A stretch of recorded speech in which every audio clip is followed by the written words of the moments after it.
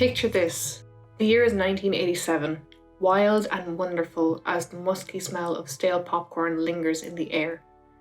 Horror is keynote king, churning out metamorphic classics such as Hellraiser, Evil Dead 2, Predator, The Monster Squad and Prince of Darkness, as well as an infinite amount of schlocky so bad they're good flicks. The old reliable slasher trope has been dominating cinema screens for the majority of this transformative decade, but its gory sheen was beginning to fade due to the aggressive sequel meat grinder. That is, until the resurrection of one of the oldest and most enduring monster mythos known to man, the vampire. I've always considered the 80s to be the modern teenage angst era of the 20th century, with the world's societal growing pains coming to a communal head to form the so-called modern world. Out was the peace and love mantra of the 60s and 70s. Now, due to an ever-escalating political climate with the death rattle of the Cold War looming, economic depression, social oppression, as well as the echoes of traumas past, the kids were not alright, and they wanted societal chaos and rebellion to reign supreme as a conduit of their unbridled rage. The meteoric rise of heavy metal, counterculture, as well as horror's cinematic dominance heralded moral cultural events such as the Satanic Panic. Naturally, the resurgence of the vampire can be seen as a reactionary sign of the times. A sturdy beast, vampire mythology takes many different forms in all cultures, from sensual supernatural sirens to monstrous blood-sucking creatures of the night. Their ominously parasitic nature was all too relevant and strangely relatable in the current zeitgeist. Times of growth are often fraught with complex aftershocks. The AIDS epidemic was sweeping through the United States. Cocaine addiction was skyrocketing due to the smothering global culture of dread, paranoia, and excess. The sheer concept of the vampire can be seen as a rebellion against the natural order as we know it. The living undead, which embraces these collective psychical scars, their very existence is a paradox, as they are chaos incarnate, seemingly lawless, and yet are bound to the darkness and to a ravenous bloodlust.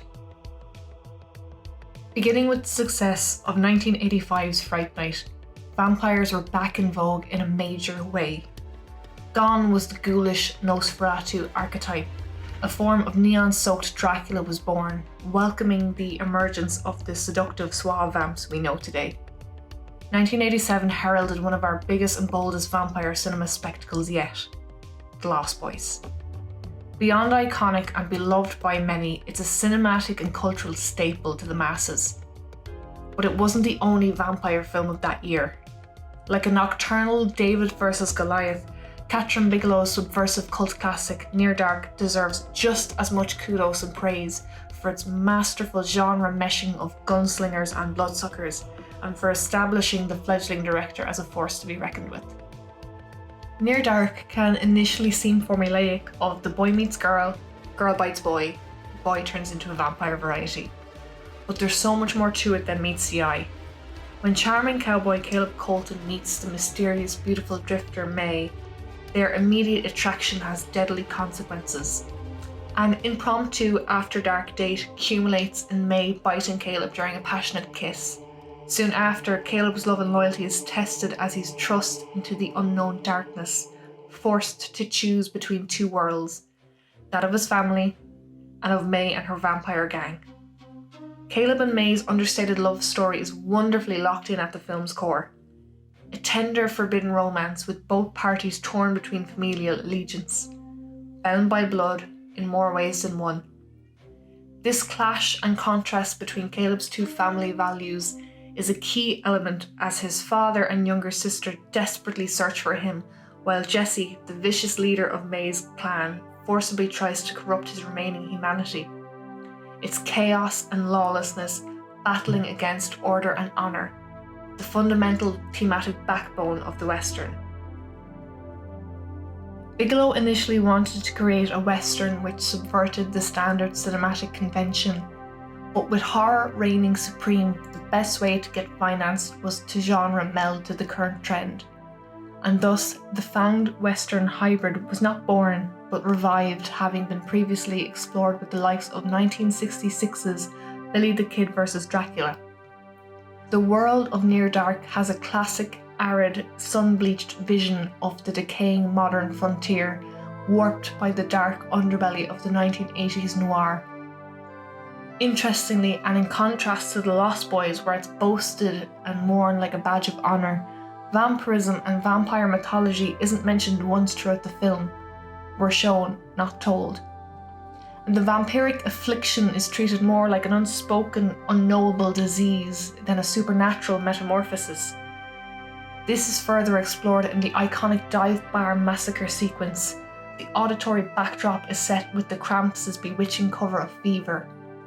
Another fascinating aspect is the vampire's appearance after dark, often bordering on gothically ethereal or spectral, emerging from the shadows as the transient harbingers of death to an already decaying, desolate landscape. Even the vampire's charred flesh ties back to the visuals of the gritty, sweaty visage of the classic cinematic gunslinger. Near Dark explores the unseen trauma of the vampiric plight in more ways than one. Homer is a grown man trapped within a child's body.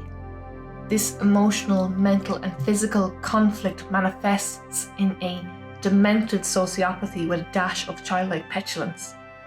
Jesse and Diamondback are portrayed as the warped parental figures of the group, leading them to a freedom and sort of deliverance within their own minds. Diamondback shows a strong pseudo-maternal bond with Homer, indulging in his childlike visage and mannerisms, whereas Severin is a slave to his own cruelty and violence, bound to his feral nature like a rabid dog. May straddles the line, grasping at her last flicker of humanity, having not fully embraced the vampiric lifestyle. Aside from death, her only out is Caleb, but she struggles to reconcile the urge to either succumb to the darkness and in turn take him with her, or use the lifeline that she's manifested for herself. There's a lot to unpack with the undertones of loneliness and isolation. It's ultimately a very interesting and nuanced character study, with the interwoven threads of horror and Western cinema bolstering the stakes in unusual and unexpected ways. Near Dark is stylistically similar to another 80s cinematic titan, The Terminator. This is due to the influence of James Cameron, Bigelow's eventual husband. While both Near Dark and The Terminator share cinematographer Adam Greenberg, the connection to Aliens is much more prominent due to its clever usage of its preordained cast in the form of Lance Henriksen, Bill Paxton, and Jeanette Goldstein. Their undeniable chemistry speaks for itself through their electric performances, which does wonders for fleshing out the film's world building. The film's visual structure harkens back to its core inspiration of the Western, a rural, washed-out colour palette, bold motifs and cardinal symbolism and iconography, like the importance of Severin's boot spur. Near Dark doesn't deal with absolute black and white, but it plays with the vast area of grey in between. Near Dark's understated genius definitely cemented Bigelow's directing chops, showcasing her signature ability to masterfully blend the nuance of tenderness with brutality. While it was unfortunately overshadowed by the edgier, cooler teen appeal of The Lost Boys, which also benefited from an earlier release date, it's definitely a film that gets better with time and never seems to lose its edge, particularly after the untimely loss of the incredible Bill Paxton. His wicked turn as the sadistic Severin is a portrayal for the ages. His wild-eyed glare is equal parts awesome and terrifying, which is a very hard balance to strike. The 80s is where horror really found its feet, as well as its audience. Troubled times can produce amazing art, and horror cinema is no different. A safe haven for those on the fringes, the so-called freaks and geeks. It can often be seen as a digestible exploration, deconstruction, and critique of the actual real-world terror and horrors. There's a strange comfort in the vigour of 80s nostalgia too, to the point where some of us who weren't even alive at the time find ourselves pining after and reflecting on an unknown bygone era, seeking tangible portals and connection within its relics. As a result, Near Dark is an immensely special watch by giving us a thoughtful yet heavy meditation on what it means to be human through an often inhuman lens. For the uninitiated or those looking for a must-needed rewatch, Near Dark is available to stream from STUDIOCANAL Presents, STUDIOCANAL's new digital streaming platform available on Amazon Prime and Apple TV. Boasting a vast selection of titles and spanning genres, STUDIOCANAL Presents has something for everyone's viewing pleasure, and all you have to do is bring your popcorn. Aside from Near Dark, some of my current favourite titles on the service are The Wicker Man, I Saw the Devil, The Howling, Prince of Darkness, Escape from New York, Pan's Labyrinth, Don't Look Now, and Jacob's Ladder. Be sure to comment below your favourite films on the service and let me know your thoughts on Near Dark, as this film is an essential watch for any horror fan, and its brilliance deserves to be signal boosted wherever and whenever possible.